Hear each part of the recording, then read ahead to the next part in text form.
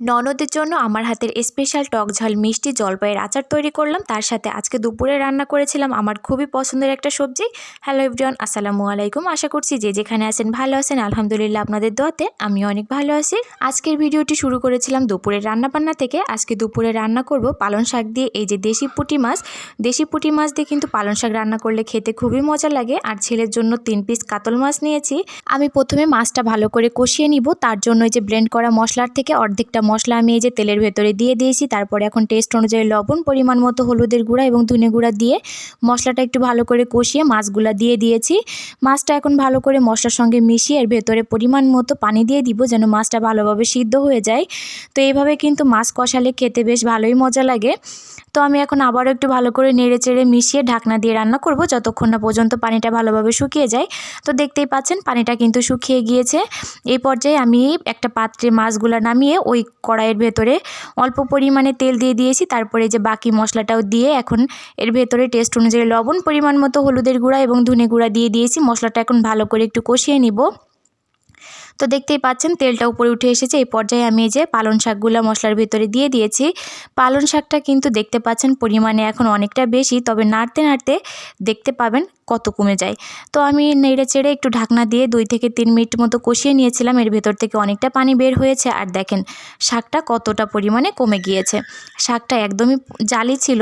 তো যাই হোক, আমি এই যে এর ভেতরে পরিমাণ মতো ঝোলের পানিটা দিয়ে দিয়েছি। এখন আমি 2 থেকে 3 মিনিট মতো রান্না করব যতক্ষণ না পর্যন্ত ঝোলে বলক উঠে যায়। তো দেখতেই পাচ্ছেন ঝোলে কিন্তু বলক উঠে গিয়েছে। এই পর্যায়ে আমি এই যে মাছগুলা দিয়ে দিয়েছি।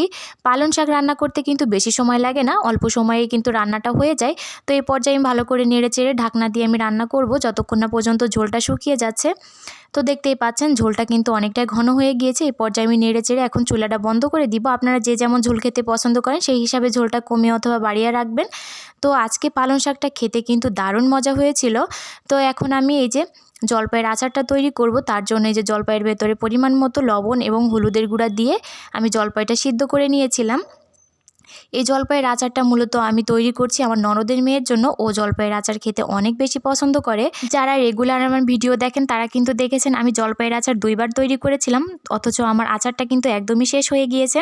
তো যাই হোক, এখন আমি এই যে একটা মশলা তৈরি করে নিচ্ছি। এখানে আমি কয়েকটা শুকনা মরিচ, দারচিনি, এলাচ এবং 5 ফোড়ন দিয়েছিলাম আর 1 টেবিল চামচ পরিমাণে জিরা দিয়ে আমি এই যে ভেজে নিয়েছি। এখন আমি এটা ঠান্ডা হওয়ার জন্য রেখে দিব। আমি একটু পরে ব্লেন্ডারের সাহায্যে গুঁড়ো করে নিব। এখন আমি এই যে জলপাইটা ঠান্ডা করে নিয়েছিলাম, তারপরে যে হাতের সাহায্যে ম্যাশ করে নিব। জলপাইয়ের আচার কিন্তু খেতে কম বেশি সবাই অনেক বেশি পছন্দ করে। আচার মানেই সবার কাছে অনেক পছন্দের একটা জিনিস। তো যাই হোক, আমি এই যে চুলায় একটা কড়াই বসিয়ে পরিমাণ মতো সরিষার তেল গরম করে আমি এই যে তেলের ভেতরে 1 টুকরা তেজপাতা, 2টা শুকনা মরিচ আমি ছোট করে কেটে দিয়ে দিয়েছি। তারপর আমি এখানে একটু জিরা দিয়ে দিলাম আর একটু রসুন কুচি দিয়ে দিয়েছি। তারপরে একটু নেড়ে চেড়ে আমি এই যে জলপাইটা দিয়ে দিলাম। জলপাইটা এখন আমি তেলের সঙ্গে খুবই ভালো করে নেড়ে চেড়ে মিশিয়ে নিব। মেশানো হয়ে গিয়েছে, দেখতেই পাচ্ছেন। আমি কিন্তু এই পর্যায়ে একটু সময় নিয়ে ভালো করে মিশিয়ে নিব। আর চুলার আঁচটা অবশ্যই মিডিয়ামে রাখতে হবে, না হলে কিন্তু আচারটা পুড়ে যেতে পারে। এখন আমি এর ভেতরে টেস্ট অনুযায়ী চিনিটা দিয়ে দিয়েছি। আপনারা চাইলে এখানে গুঁড়ও ব্যবহার করতে পারেন, তবে চিনিটা দিলে খেতে বেশি মজা লাগে। আমার কাছে মনে হয় এক একজনের এক এক রকম চয়েস। তো যাই হোক, আমি এই যে এখন ভালো করে নেড়েচেড়ে মিশিয়ে নিব। আমি কিন্তু এখানে কোনো পানি ব্যবহার করব না। চিনির গলে যে পানিটা বের হবে সেটাতেই কিন্তু জলপাইটা খুবই ভালোভাবে রান্না হয়ে যাবে। আমি এর ভেতরে একটু টেস্ট অনুযায়ী লবণ দিয়ে দিয়েছি। লবণ দিলে কিন্তু আচারের টেস্টের ব্যালেন্সটা ঠিক থাকে। তো যাই হোক, দেখতেই পাচ্ছেন কালারটা কিন্তু অনেকটা চেঞ্জ হয়ে এসেছে। এই পর্যায়ে আমি 5 ফোড়নের যে মিশ্রণটা করে রেখেছিলাম সেটা আমি এই যে এখন দিয়ে দিলাম। দেওয়ার পরে অনবরত নাড়তে হবে।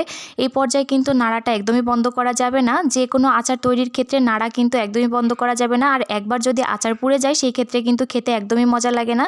তো যাই হোক, আমি এই যে অনবরত নাড়তেই আছি। আর এই পর্যায়ে কিন্তু আমি চুলার আঁচটা মিডিয়ামে রেখেছি। আমি আপনাদেরকে একটু কাছ থেকে দেখিয়ে দিই আচারটা কতটা বেশি লোভনীয় লাগছে।